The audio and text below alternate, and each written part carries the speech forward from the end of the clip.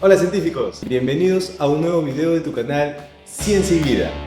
Soy Paul Meléndez y en el video de hoy vamos a hablar sobre el uso correcto del término teoría.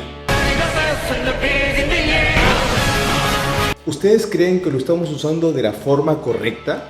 Pues te invito a que te quedes hasta el final de este video para que te enteres del uso correcto de este controvertido término. Ahora, sin más preámbulo, vamos con la intro.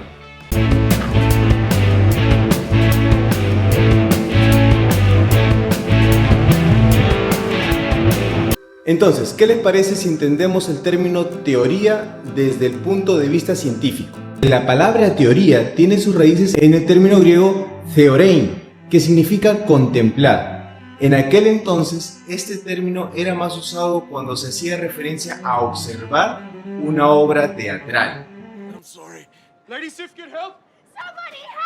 Pero poco a poco, este término comenzó a tener una acepción más intelectual. Oye, despacio, cerebrito. Y finalmente se le aplicó a la capacidad de entendimiento de ver mucho más allá de la experiencia sensible. Finalmente, o actualmente, se define más la teoría como un sistema lógico, constituido por un conjunto de hipótesis comprobadas. No entendí ni una chingada, así te la pongo, así te la pongo fácil. De acuerdo, sé que hasta aquí la cosa se puso un poco complicada, pero ¿qué te parece si retrocedemos unos cuantos pasos para lograr entender la magnitud que engloba este término? Sí, estoy de acuerdo con Bolainas. Entonces hablemos del método científico. Ahora sí viene lo chido. El método científico es un método de investigación usado principalmente para generar conocimiento en el ámbito de las ciencias. Y son una serie de etapas que debemos recorrer para obtener un conocimiento válido desde el punto de vista científico.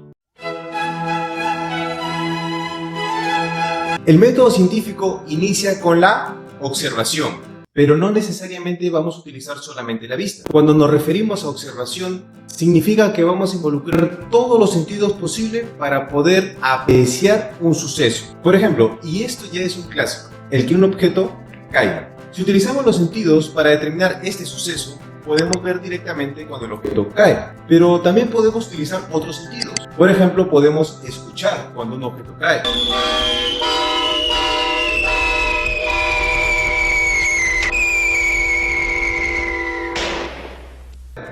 También podemos sentirlo, obviamente si un objeto cae sobre ti.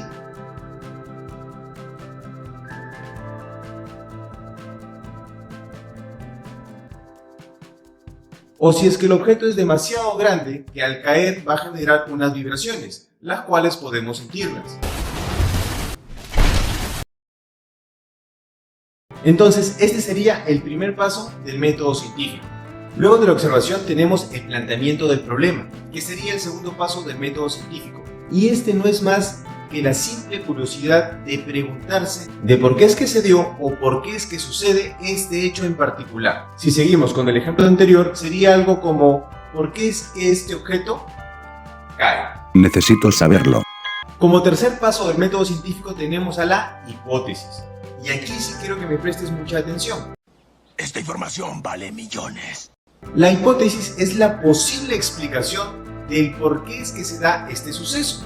Pero esta explicación es netamente empírica. Y es más, ante un determinado suceso podemos tener más de una hipótesis. Todo es interesante. Entonces, si seguimos con el ejemplo anterior, podemos tener la primera hipótesis. Tenemos que este objeto se cae porque existe una fuerza invisible que empuja el objeto de arriba hacia abajo.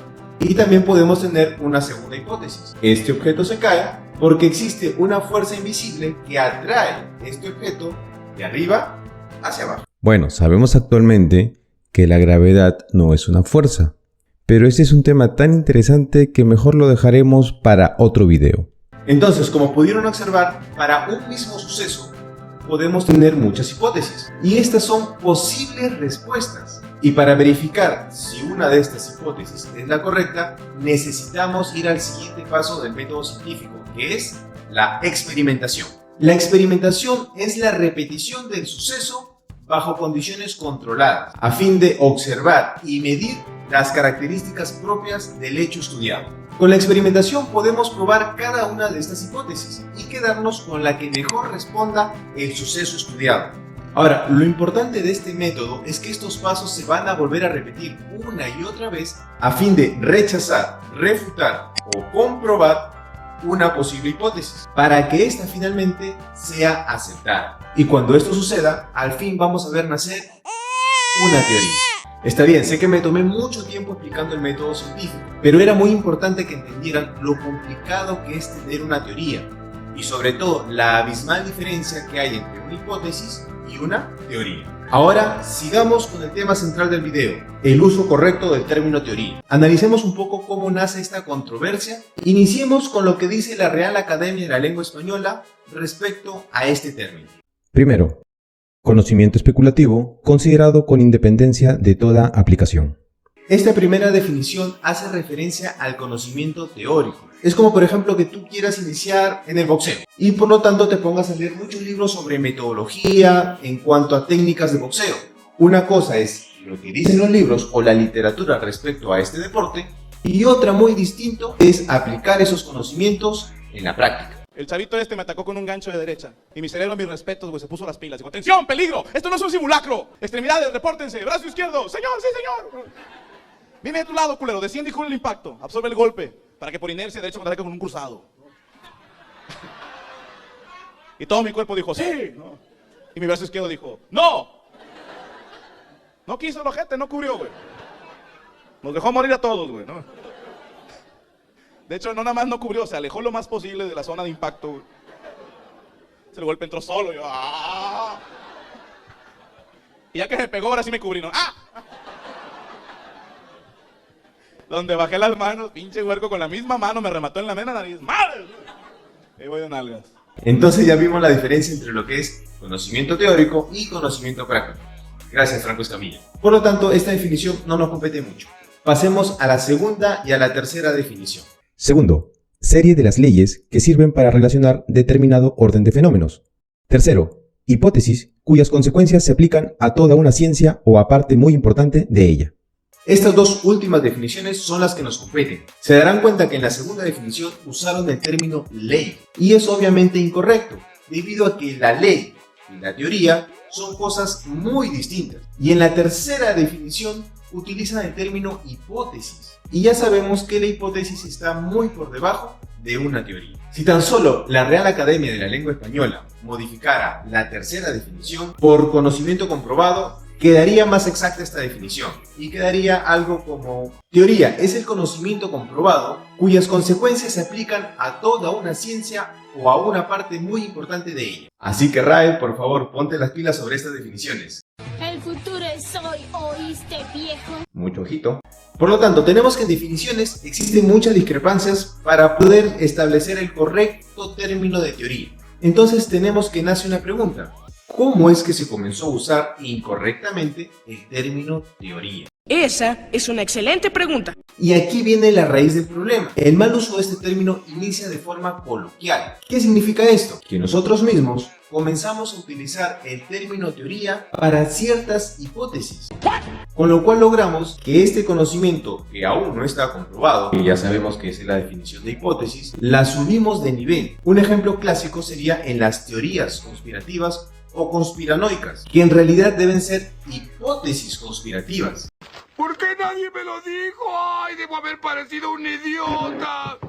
Debido a aunque existan ciertas pruebas o entredichos, estas no han pasado por una investigación científica concienzuda. Por lo tanto, serían simples hipótesis que están a la espera de ser rechazadas, refutadas o aceptadas. También tenemos otro ejemplo, cuando un detective que está encargado de un homicidio lanza diferentes teorías de cómo es que pudieron haberse sucedido estos hechos, de que tal vez la víctima conocía al homicida, de que el homicida pues es zurdo o diestro, o tantas otras cuestiones que se deben investigar. Pues entérate que estas teorías son en realidad tesis.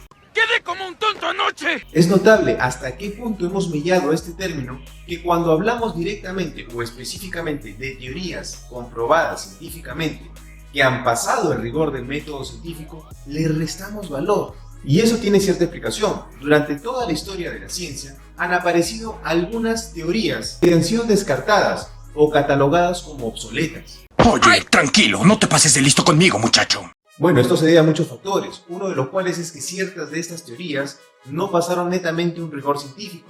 Y otra explicación es que una teoría no es absoluta. Tenemos, por ejemplo, la teoría de la generación espontánea o el lamarckismo. Y aunque, como ya lo referí, estas teorías no pasaron netamente el rigor del método científico, dejaron un precedente nocivo para el término teoría. Bueno, científicos, en conclusión, depende mucho de nosotros darle el nivel requerido a este término tan golpeado.